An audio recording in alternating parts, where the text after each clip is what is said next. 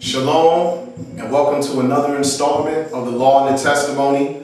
I am one of the teachers at the Congregation of Israel, the Knesset of Jesus, Brother Zadok, and today we're going to be presenting to you some snippets of what we call our street ministry.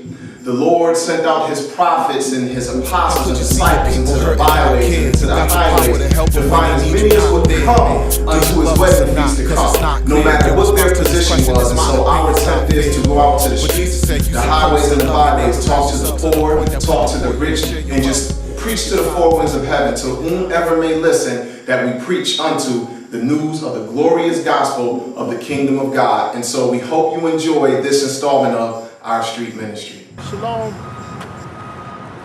people out there who listening. Today we want to deal with a few scriptures concerning the condition of the people out here in the earth today. Specifically, we want to talk and deal with the poor. I would like to go to Ecclesiastes, the book of Solomon. We want to share this with people because all of a sudden it seems that the true teachings of the kingdom, the gospel that the Messiah was teaching along with his apostles, that way have been hedged up and clouded out. You have people now who go into the ministry just for the sake of income, for a salary, but yet they call themselves Christians. Christians mean to be Christ-like.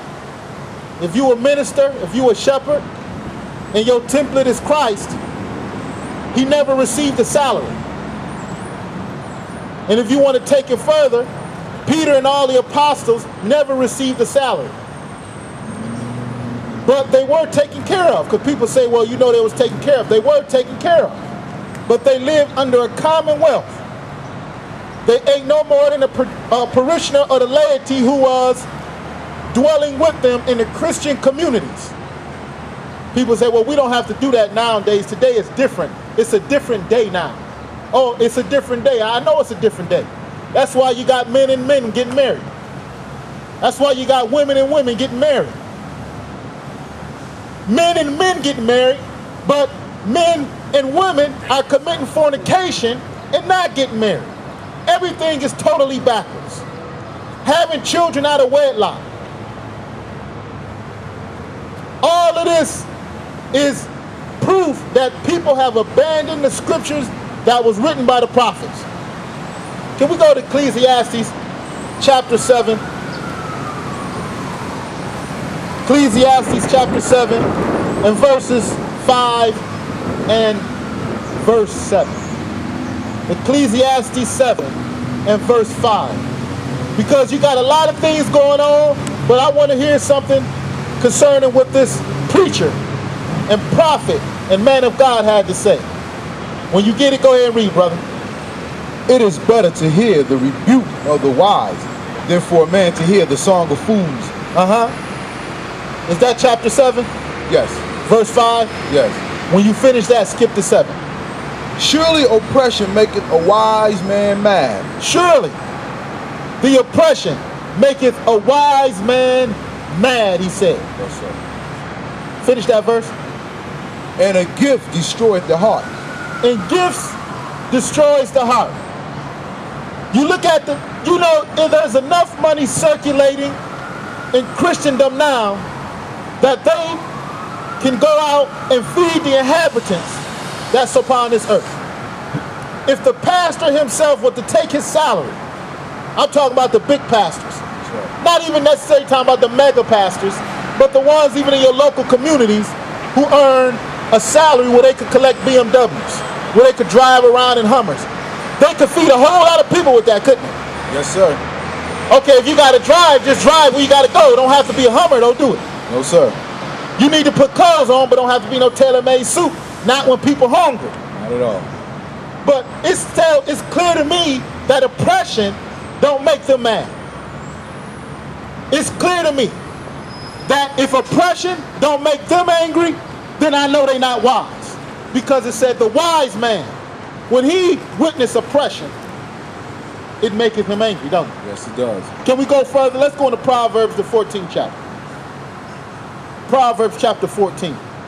Everywhere you look, when it comes down to a blessing in the gospel, it's something that the person received themselves. I got a check. I got blessed with a car. I got blessed with a new house. But the gospel says, serve your fellow man. That's right. All your blessings is just to you. Well, maybe that check received, like we said before, maybe the check you got in the mail was for you to share it among the poor. Not for you to go out and buy your new car. Proverbs chapter 14 and 31. But this the gospel nobody don't want to hear. This the gospel that the Messiah taught. That there's relief to the poor. There's relief to the oppressed. When you get it, go ahead, my brother. Read on. Proverbs 14, verse 31. He that oppresses the poor reproaches his maker, but he that honoreth him have mercy on the poor. But he that honors our maker have what? Mercy upon the poor. Mercy upon the poor. Why? Because he knows that the wise man, he gonna have mercy upon the poor because oppression angers him. Can we go to Psalms 37? Let's go to David.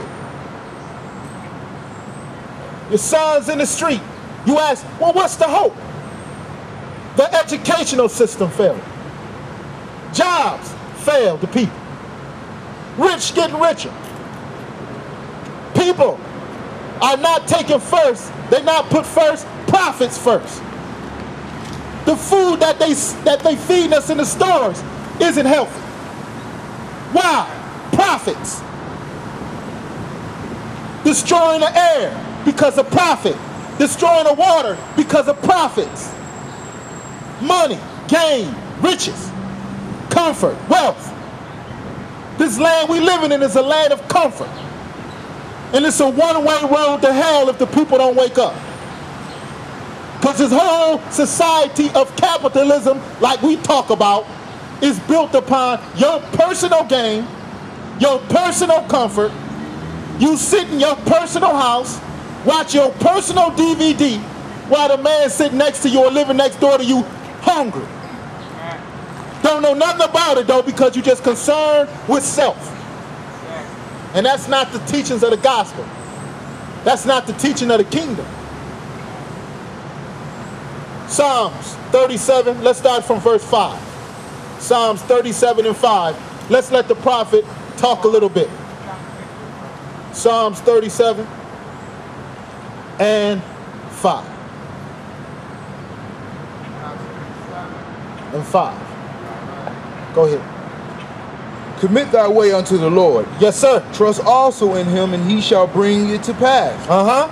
And he shall bring forth thy righteousness as the light. Go ahead. And thy judgment as the noonday. Yes, sir. Rest in the Lord, and wait patiently for him. Fret not thyself because of him who prospereth in his way. This is our message to our people now.